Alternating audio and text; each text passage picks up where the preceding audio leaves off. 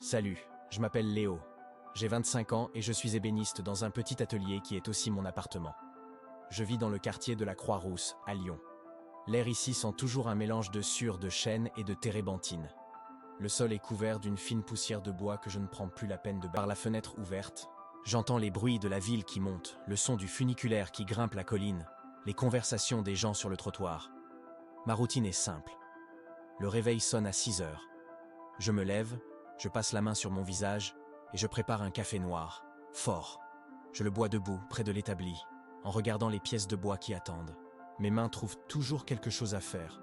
Resserrer le manche d'un ciseau, essuyer une tache de colle séchée sur la table. Le silence du matin n'est rompu que par le grincement du bois sous mes outils.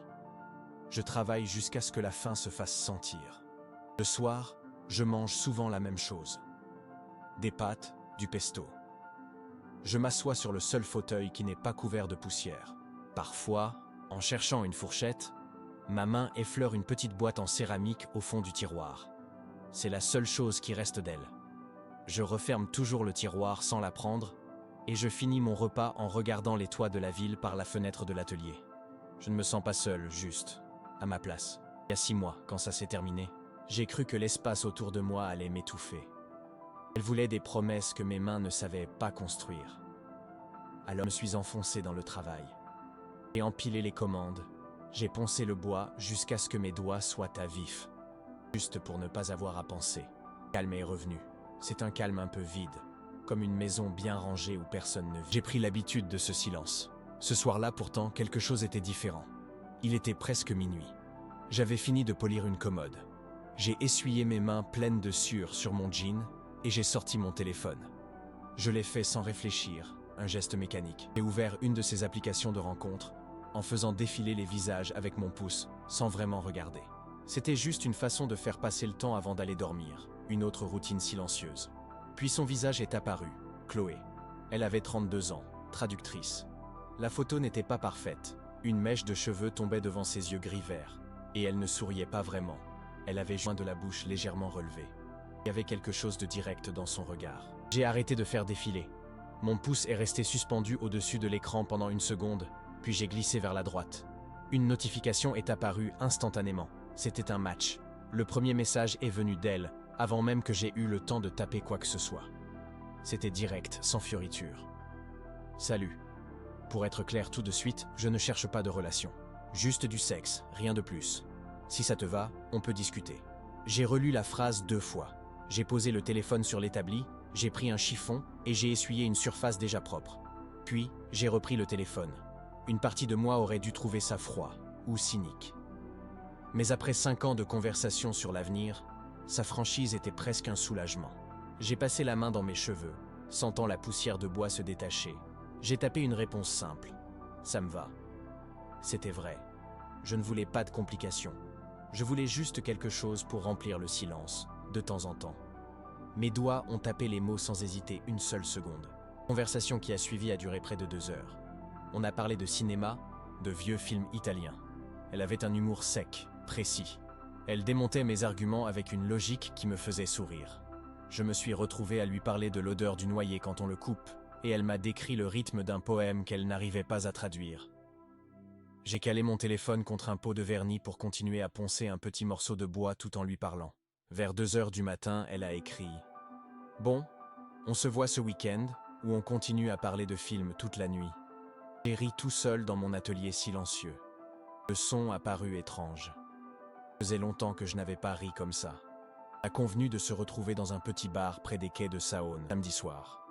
Un endroit neutre, simple, efficace. C'était le mot qu'elle avait utilisé. J'ai posé mon téléphone, l'écran noir.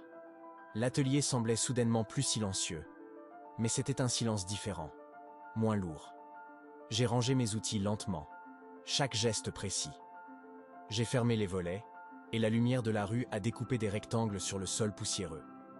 Je suis resté là un moment, à regarder ces formes, avant de me décider à aller me coucher. Samedi est arrivé vite. J'ai passé l'après-midi à nettoyer l'atelier, une chose que je ne faisais presque jamais. J'ai même secoué le tapis. J'ai enfilé une chemise propre qui ne sentait pas la térébenthine. En fermant la porte derrière moi, la clé a tourné dans la serrure avec un bruit sec. Dehors, l'air était frais. Je marchais vers les quais pour la retrouver.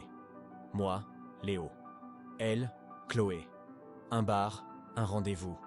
Et une règle claire, posée entre nous avant même le premier mot échangé en personne. Le bar sur les quais de Saône était exactement comme elle l'avait décrit. Sombre, avec une odeur de pierre humide et de bière renversée.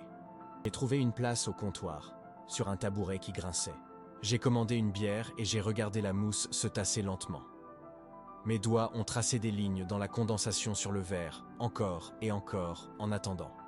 La porte s'est ouverte, laissant entrer un courant d'air froid et Chloé.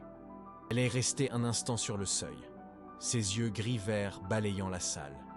Son manteau était un peu trop grand pour elle. Il tombait de ses épaules d'une manière qui semblait à la fois élégante et négligée.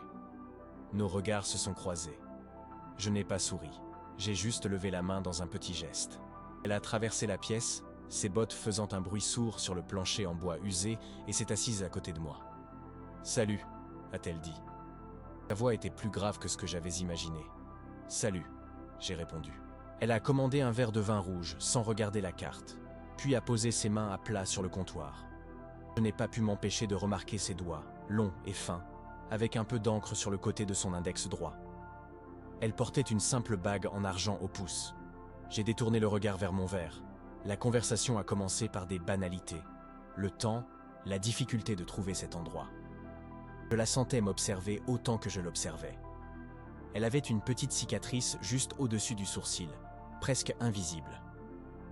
Quand elle écoutait, elle inclinait légèrement la tête sur le côté, comme pour mieux saisir les mots. Je me suis calé plus profondément sur mon tabouret, essayant de paraître plus détendu que je ne l'étais. On a fini par parler de travail. J'ai essayé de lui décrire l'odeur du chêne fraîchement coupé, la sensation de la fibre du bois sous le rabot. Mes mains ont commencé à bouger pour mimer les gestes, puis je les ai ramenés sur mes genoux, me sentant soudain un peu ridicule.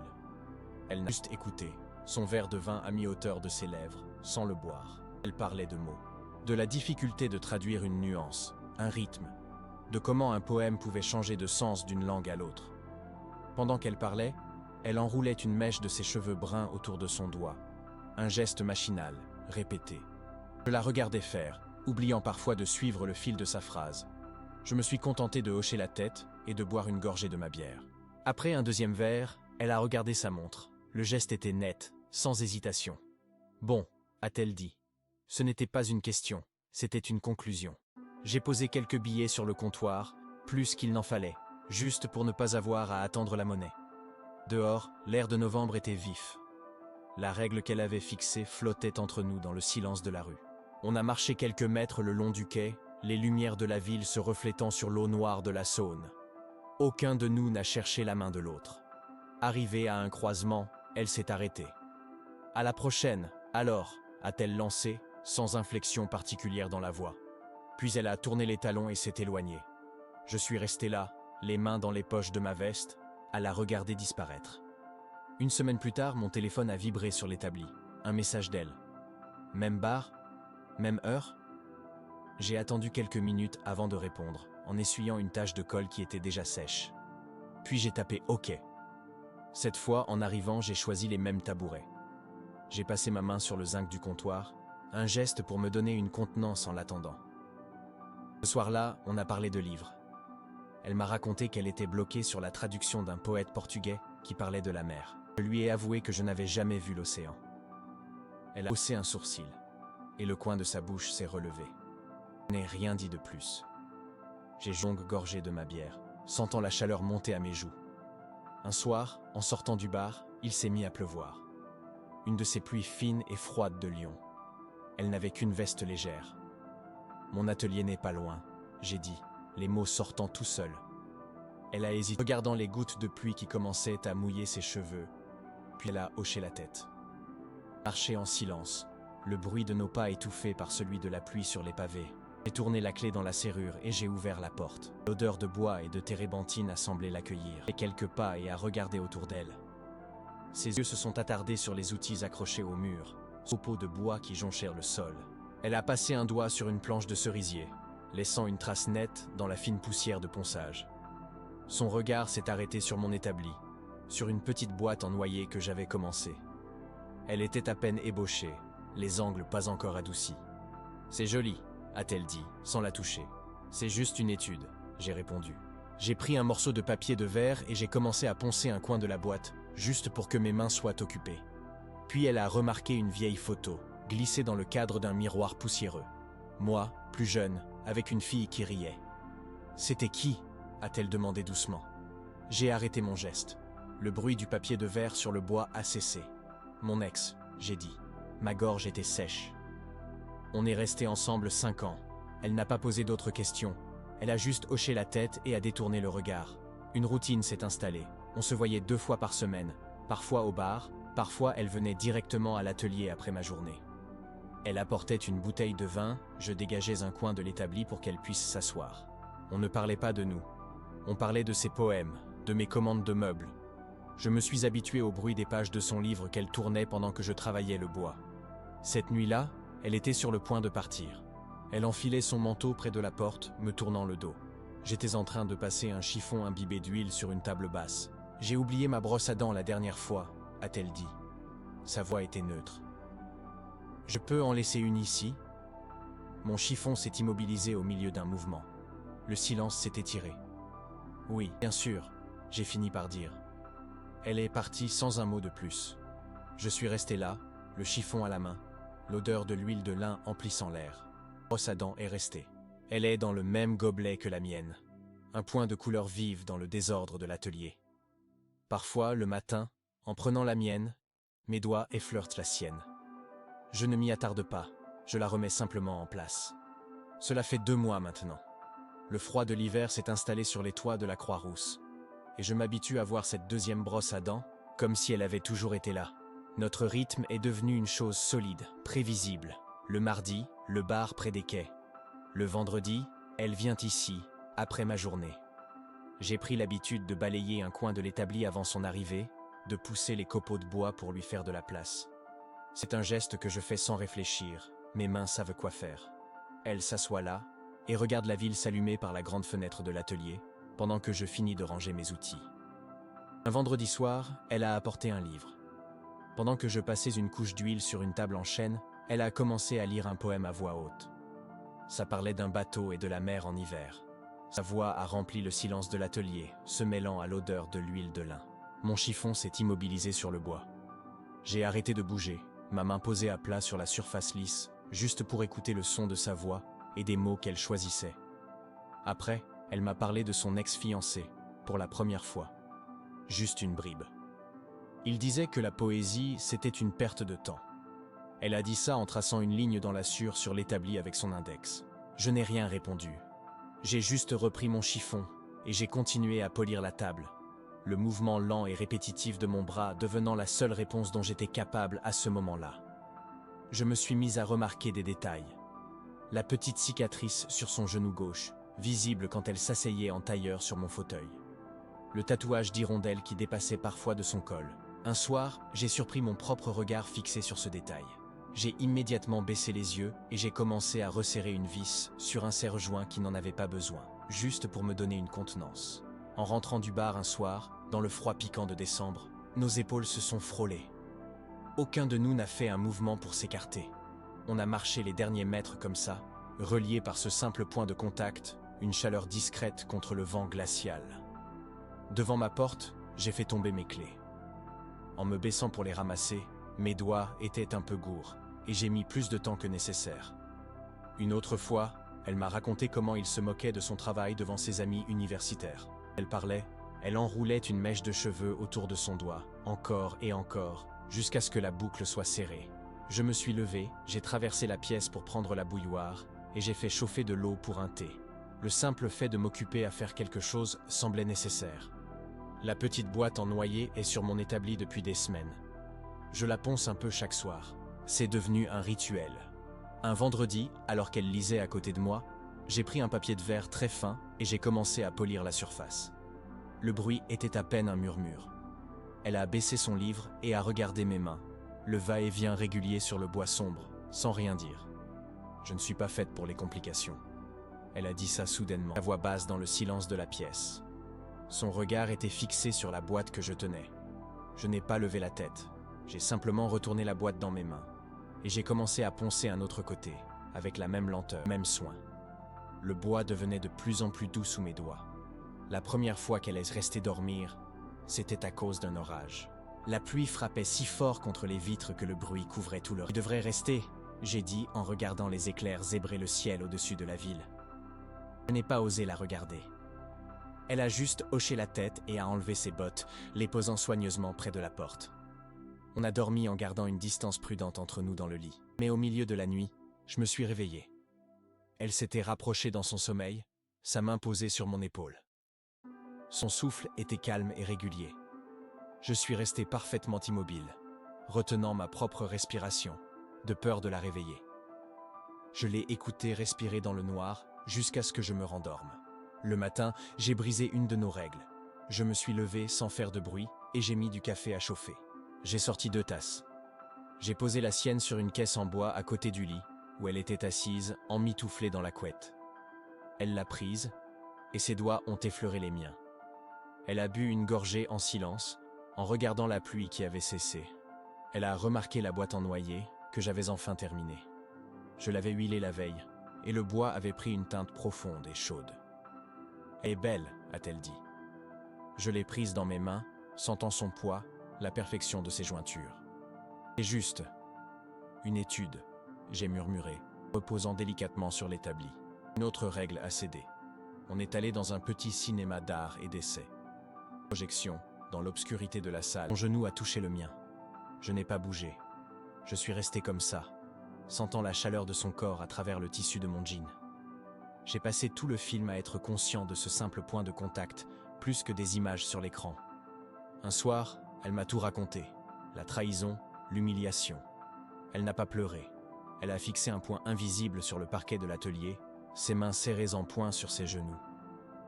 Je me suis assis par terre en face d'elle, en silence. Je n'ai pas cherché de mots. Le poids dans la pièce s'allège un peu. J'ai tendu la main et je l'ai posée sur l'un de ses poings serrés. Je n'ai exercé aucune pression.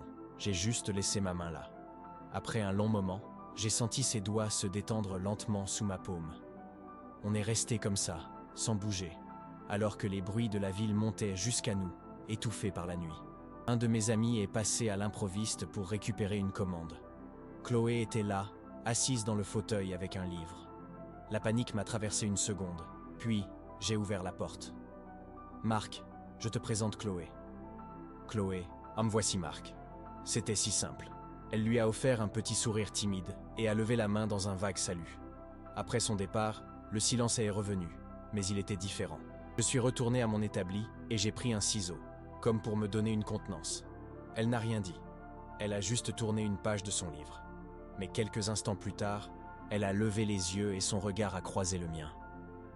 Il a duré une seconde de trop. Cela fait maintenant presque 4 mois. Le cœur de l'hiver s'est abattu sur Lyon. Ce soir, elle a apporté son ordinateur portable. Il y a ce film, une comédie romantique stupide. Je veux juste vérifier qu'elle est aussi nulle que je le pense, dit-elle en se mordant la lèvre pour ne pas sourire. Je dégage des copeaux de bois du lit et j'installe des oreillers contre le mur. Dehors, la pluie commence à crépiter doucement contre la vitre. Si cette histoire résonne en vous, si vous connaissez ce genre de silence qui en dit long, alors restez encore un peu avec moi. Abonnez-vous, laissez un pouce en l'air si le cœur vous en dit. Maintenant, laissez-moi vous raconter la suite, parce que c'est à ce moment précis, avec la pluie qui commençait à tomber, que tout a basculé. Le générique du film défilait en silence sur l'écran de l'ordinateur posé au sol. Dehors, la pluie crépitait contre la grande verrière de l'atelier. Nous étions allongés côte à côte, sans nous toucher, mais l'air entre nous était chaud. Je pouvais sentir la chaleur de son bras à quelques centimètres du mien. J'ai tourné la tête sur l'oreiller, juste assez pour voir la courbe de son épaule dans la faible lumière de la rue. Mes doigts se sont crispés sur le drap. Sa voix a brisé le silence, un peu trop nette. On ne se présente pas aux amis. Pas de petits déjeuners, c'est juste du sexe, rien de plus. Elle a récité la liste comme pour se convaincre elle-même, en fixant le plafond. J'ai senti l'espace se refroidir entre nous. Je n'ai rien dit. J'ai continué à écouter la pluie, chaque goutte semblant marteler ses mots dans le silence. Mon souffle s'est bloqué dans ma poitrine. « Léo, tu m'écoutes » a-t-elle murmuré, son ton trahissant une pointe d'inquiétude. Je me suis tourné lentement vers elle dans l'obscurité. Nos visages étaient proches. Je pouvais distinguer le contour de ses lèvres. Ma propre voix est sortie plus basse que prévu, à peine un souffle. Et si je voulais plus? Les mots sont restés suspendus dans l'air, lourds et irrévocables, tandis que la pluie redoublait d'intensité contre la vitre. Elle est redressée d'un coup, s'asseyant sur le lit, le dos tourné vers moi. Son corps était une silhouette tendue contre la lumière pâle de la fenêtre. 1 minute entière s'est écoulée. Je n'ai pas bougé. J'ai juste regardé son dos, la petite hirondelle tatouée sur son omoplate qui disparaissait dans l'ombre. Le seul son était celui de la pluie et de sa respiration, rapide. J'ai ramené ma main, qui était restée tendue vers elle sur le matelas. Puis, sans un mot, elle s'est levée. Ses mouvements étaient brusques, presque violents. Elle a ramassé ses vêtements éparpillés sur le sol, les enfilant à la hâte. Elle n'a pas allumé la lumière. Elle a attrapé son sac, a enfilé ses bottes sans même les lacer. Je suis resté assis dans le lit, la couette remontée jusqu'à ma taille. La porte d'entrée s'est ouverte puis refermée avec un claquement sec qui a résonné dans tout l'atelier. Je suis resté immobile un long moment après son départ. L'endroit où elle était couchée était encore chaud. L'air sentait son parfum, un mélange de papier et de quelque chose de légèrement épicé. Je me suis levé et j'ai marché jusqu'à la fenêtre, pieds nus sur le parquet froid couvert de sueur. J'ai posé mon front contre la vitre froide, regardant les lumières de la ville se brouiller sous la pluie. Mes mains se sont posées à plat sur le verre. Le lendemain matin, son gobelet était toujours sur la caisse en bois à côté du lit. Sa brosse à dents était dans le pot, à côté de la mienne. J'ai pris le gobelet et je l'ai vidé dans l'évier. J'ai rincé la tasse, l'ai essuyé avec un chiffon et l'ai rangé dans le placard. Puis j'ai regardé les 2 brosses à dents. J'ai tendu la main, puis je l'ai laissée retomber le long de mon corps.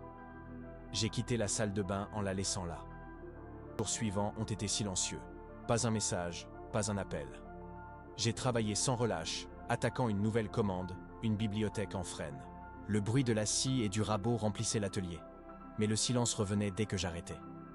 Je me suis surpris à tendre l'oreille au moindre bruit dans l'escalier, à sursauter chaque fois que mon téléphone vibrait pour une notification sans importance. J'ai fini par le mettre en mode silencieux et le poser face contre l'établi. Un soir, en nettoyant, ma main a effleuré la petite boîte en noyer, posée sur une étagère. Je l'ai prise. Le bois était lisse et chaud sous mes doigts. Je l'ai tourné et retourné, examinant les jointures parfaites, la façon dont le grain du bois courait sans interruption sur les 4 côtés. Je l'ai tenu comme ça pendant plusieurs minutes, sans l'ouvrir, sentant son poids dans ma paume. C'était juste une boîte vide. Aujourd'hui, cela fait 1 semaine. Je suis à mon établi, en train de poncer l'un des montants de la bibliothèque. Le geste est mécanique. Mon bras va et vient, le papier de verre créant un son rythmé et doux. Dehors, le ciel est bas et gris. Son absence est une chose tangible dans l'atelier, aussi présente que l'odeur de la sueur. La question que j'ai posée flotte toujours dans l'air, sans réponse. Je continue de poncer le bois, attendant quelque chose sans savoir quoi. Le bruit du papier de verre sur le frêne était la seule chose qui brisait le silence. Un va-et-vient régulier, un son qui m'était si familier qu'il faisait partie de moi. Et puis, un autre bruit, étranger. 3 coups frappés à la porte. Pas fort, presque hésitant. Mon bras s'est figé en plein mouvement. La sueur a continué de tomber en une fine pluie pendant 1 seconde, puis tout s'est arrêté. Mon cœur a cogné une fois, fort, contre mes côtes. J'ai posé le bloc de ponçage sur l'établi. Le silence qui a suivi était plus lourd que celui d'avant. J'ai essuyé mes paumes moites et couvertes de poussière sur mon jean, un geste lent et délibéré. J'ai traversé l'atelier, mes pas faisant craquer les copeaux de bois sur le sol. J'ai collé mon œil au Judas. C'était elle, Chloé, immobile dans le couloir mal éclairé. J'ai tourné la clé et j'ai ouvert la porte. Elle se tenait là, son manteau un peu humide, comme si une bruine s'était mise à tomber dehors. Elle ne tenait rien. Ses mains étaient juste enfoncées dans ses poches. Ses yeux gris-vert m'ont trouvé, et elle a semblé retenir sa respiration. Je n'ai rien dit, je me suis juste écarté pour la laisser entrer. Elle a fait quelques pas à l'intérieur et s'est arrêtée au milieu de la pièce. L'odeur de térébenthine et de bois a semblé l'envelopper. J'ai refermé la porte derrière elle, le déclic du pène résonnant dans l'espace. Elle n'a pas enlevé son manteau. Elle regardait la bibliothèque à moitié construite, puis les outils accrochés au mur, n'importe où sauf vers moi. Je me suis dirigé vers la bouilloire, un refuge dans le familier. « Un thé ?» j'ai demandé, le dos tourné. J'ai entendu un son étouffé, et j'ai compris que c'était un oui. J'ai rempli la bouilloire, me concentrant sur le bruit de l'eau qui coulait du robinet.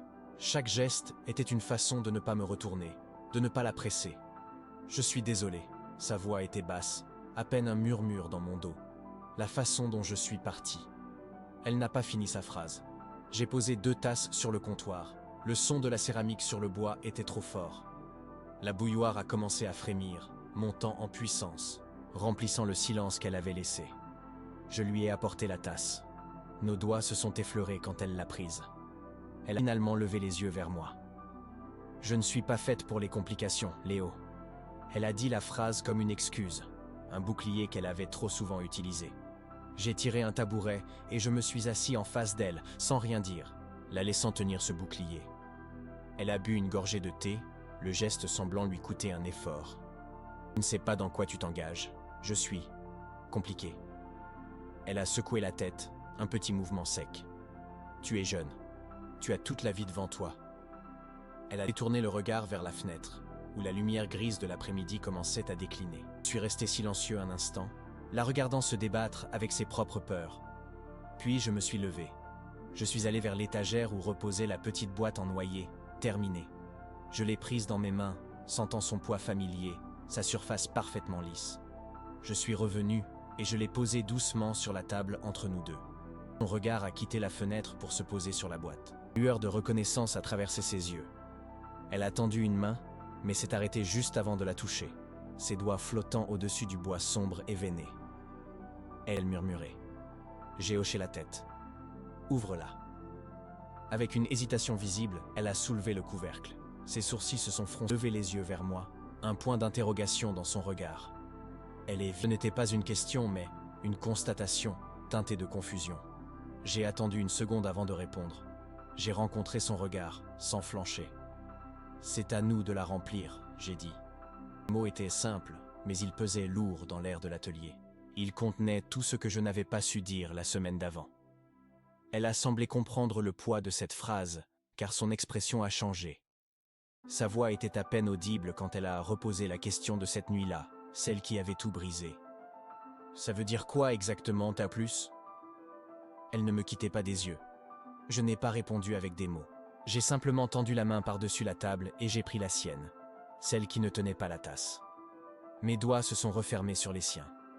Une larme a roulé lentement sur sa joue, mais elle ne l'a pas essuyée. Elle a regardé nos mains jointes sur la table, puis a de nouveau levé les yeux vers moi. Pour la première fois depuis qu'elle était arrivée, le coin de ses lèvres s'est très légèrement relevé. Dehors, l'hiver pouvait bien s'installer pour des mois. Ici, entre les copeaux de bois, quelque chose venait de prendre racine. 6 mois ont passé. Le printemps arrive sur Lyon, l'air qui entre par la fenêtre de l'atelier sent moins le gel et plus la terre humide. Je me lève toujours à 6 heures, mais maintenant, je fais attention à ne pas faire grincer le parquet. Je remplis la cafetière, je dose pour 2 tasses sans même y penser. Chloé est encore endormie, une mèche de cheveux tombée sur son visage. Je repousse doucement la mèche derrière son oreille avant de quitter la chambre. Le soir, le bruit de mes outils se mêle souvent au froissement des pages de ses livres. Elle s'installe dans le vieux fauteuil, celui qui n'est plus couvert de poussière, et lit pendant que je finis une commande. Parfois, elle lève les yeux de son livre et me regarde travailler. Elle ne dit rien. Je continue de passer le rabot sur une planche, le geste sûr, sentant son regard sur mes mains. C'est devenu notre propre forme de conversation, un silence partagé et rempli de présence. On se promène parfois sur les quais de Saône, là où on s'est vu la première fois. L'autre jour, je me suis arrêté pour toucher le bois d'une vieille porte cochère. « C'est du noyer », j'ai dit, sans réfléchir. Elle a posé sa main à côté de la mienne, sentant le grain du bois. Elle n'a rien dit, mais elle a souri, ce petit sourire en coin que je connais si bien maintenant. On a continué à marcher, nos épaules se frôlant de temps en temps, un contact simple et rassurant. La petite boîte en noyer est sur sa table de chevet. Un matin, je l'ai vue y glisser quelque chose. Plus tard, alors qu'elle était sortie, j'ai regardé. À l'intérieur, il y avait le ticket de cinéma de notre première sortie, plié en 4. J'ai refermé le couvercle doucement, le bois lisse sous mes doigts. Je me suis retourné et j'ai continué à balayer les copeaux de bois sur le sol de l'atelier, un léger poids en moins sur mes épaules, passe qui se remplit. Il y a encore des jours où je la vois se refermer. Son regard se perd dans le vague et sa main se met, geste rapide et nerveux. Je ne pose pas de questions. Je me contente de continuer ce que je fais, mais en faisant un peu plus de bruit avec mes outils, juste pour la ramener ici. Le son familier du ciseau sur le bois semble la rassurer. Lentement, ses doigts se détendent et elle revient parmi nous. Parfois, je la regarde dormir et je me souviens de l'homme que j'étais. Celui qui nettoyait une surface déjà propre, juste pour remplir le vide. L'atelier est toujours rempli de l'odeur de la térébenthine, mais maintenant, il y a autre chose. L'odeur de ses livres, de son thé à la bergamote. Je me lève sans faire de bruit et je vais chercher un verre d'eau dans la cuisine, juste pour le plaisir de revenir et de la retrouver là, dans mon lit, paisible. Hier soir, elle a levé les yeux de son ordinateur. Mon propriétaire augmente le loyer, a-t-elle dit, son ton neutre. J'ai arrêté de serrer un serre-joint. Je l'ai regardé, puis j'ai regardé l'espace vide dans le coin de l'atelier, là où je pourrais facilement installer un bureau plus grand. Il y a de la place ici, j'ai dit. Ce n'était pas une grande déclaration, juste un fait. Elle a hoché la tête, un seul mouvement lent, et a reporté son attention sur l'écran. Ce soir, nous sommes debout près de la grande fenêtre, regardant les lumières de la Croix-Rousse s'allumer une par une. Elle appuie sa tête contre mon épaule. Ma main trouve la sienne. Nos doigts se mêlent naturellement. Il n'y a pas de promesse, pas de mots sur l'éternité. Il y a juste le poids de sa tête sur mon épaule, la chaleur de sa main dans la mienne, et tout ce bois qui attend d'être assemblé. Une pièce à la fois.